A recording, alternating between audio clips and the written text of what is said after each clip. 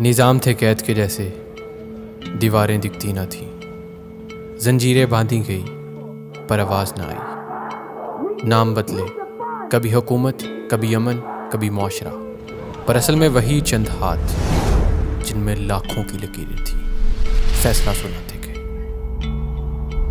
لباس کا رنگ کون سا ہوگا، علم کس صورت میں دیا جائے گا، روٹی کس دام بکے گی، مرہم کس زخم تک پہنچے گا، ہر چیز کا فیصلہ پہلے سے لکھا گیا تھا۔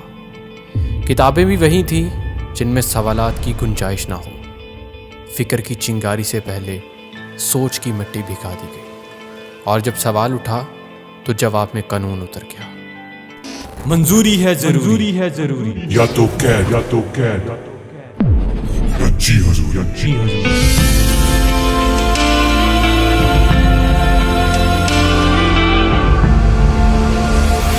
زندہ رہنے کے لیے خاک میں گھلنا لازم تھا۔ آزادی صرف اس کے لیے تھی جو اپنی زنجیر کو زیور سمجھے، اور پھر یہ بھی طے ہوا کہ پیدا ہونے والا ڈاکٹر بنے گا یا خونی، یا دونوں۔ بس رنگ الگ ہوں گے، ہاتھ انہی کے لیے کام کریں گے۔ جنگ بھی وہی لکھتے تھے، امن بھی وہی سناتے تھے، شہید بھی خود بناتے تھے، اور دشمن بھی وہی دکھاتے تھے۔ کتابیں معطل ہو گئیں، اسکرین نے سب نکل لیا۔ سوچنا بیکار تھا، محسوس کرنا ایک جرم، آواز بس یہی رہ گئی، دولت، شہرت، دنیا، اور انت میں موت۔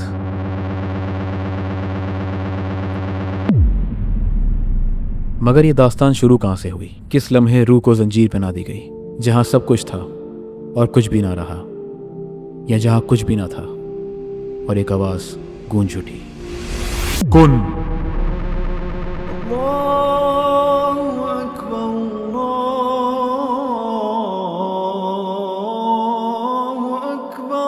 وہ اللہ تھا جس نے آسمان اور زمین کو 6 دنوں میں پیدا کیا۔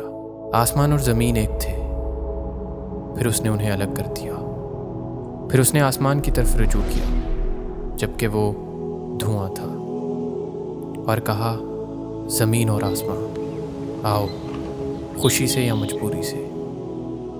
تو دونوں نے کہا، ہم خوشی سے آتے ہیں۔ پھر اس نے 2 دنوں میں 7 آسمان بنا دیے اور زمین میں برکت ڈالی، ہر چیز کا نظام مقرر کر دیا۔ 4 دنوں میں سب طالبوں کے لیے برابر۔ پھر رب نے فرشتوں سے کہا، میں مٹی سے انسان بنانے والا ہوں، پھر جب میں اسے پوری طرح بنا دوں اور اس میں اپنی روح پھونک دوں تو تم سب اس کے لیے سجدے میں گر جانا۔ سجدہ رب کے حکم کو تھا، جیسے ہم کعبہ کی طرف رخ کر کے کرتے ہیں، تو سب فرشتے سجدے میں گر گئے، مگر ابلیس نے انکار کیا۔ اس نے تکبر کیا اور کافر بن گیا، اسی وجہ سے اسے جنت سے نکال دیا گیا۔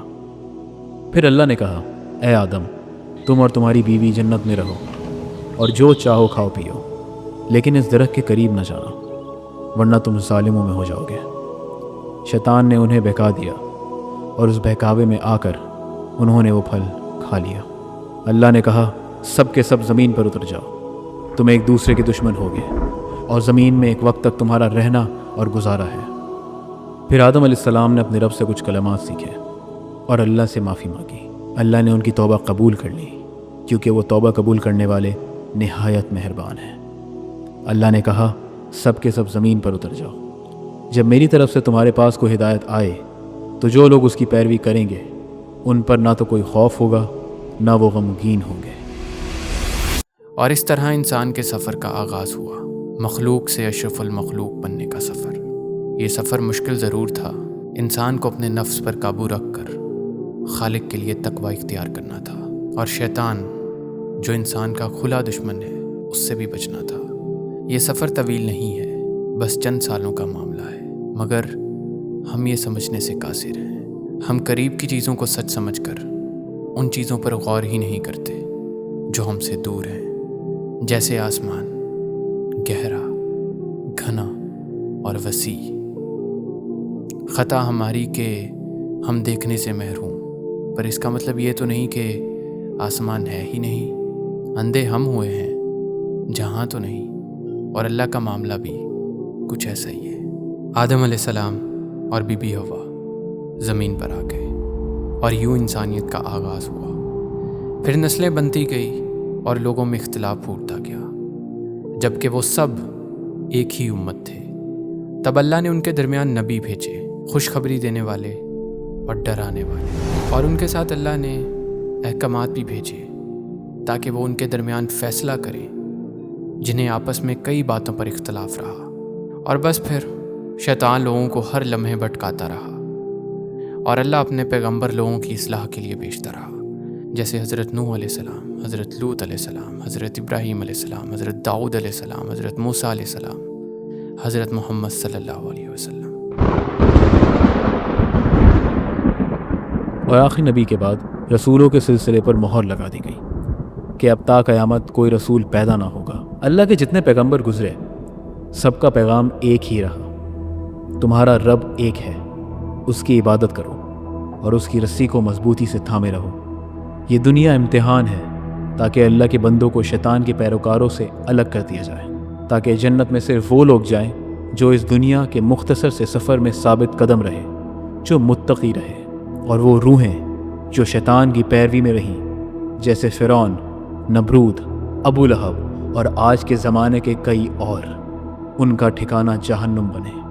یہ وہ قومیں تھیں جو گناہگار تو رہیں، لیکن اللہ سبحانہ و تعالیٰ ان کی اصلاح کے لیے اپنے بندے بھیجتے رہتے تھے تاکہ لوگوں پر شیطان کی گرفت کمزور کر دی جائے اور انہیں واپس حق کے راستے پر لایا جائے۔ پر سوال یہ تھا کہ لوگ حق کے راستے سے بھٹکتے ہی کیوں تھے؟ کیونکہ اس میں ملاوٹ کر دی جاتی تھی۔ جو پیغام اللہ کے نبی لے کے آتے تھے ان آیتوں کو کچھ ماننے اور کچھ نہ ماننے کے سبب ٹکڑے ٹکڑے کر دیا جاتا تھا۔ جو سچ تھا اس میں جھوٹ کی ملاوٹ کر کے ایسے پیش کیا جاتا تھا جس سے بات بھی صحیح لگے اور سننے والے کو دنیاوی فائدہ بھی پہنچے۔ جو ایک دھوکہ تھا، خود کو دیا ہوا ایک دھوکہ۔ اب ہم اس دور میں ہیں جہاں رسول نہیں آئیں گے، جہاں اس جہاں سے تعلق کا ذریعہ صرف قرآن ہے۔ صرف قرآن ہی ہے جو دنیا میں آخرت کا نقشہ بھی کھینچتا ہے۔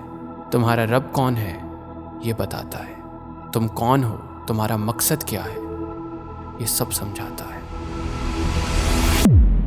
تو کون ہو تم؟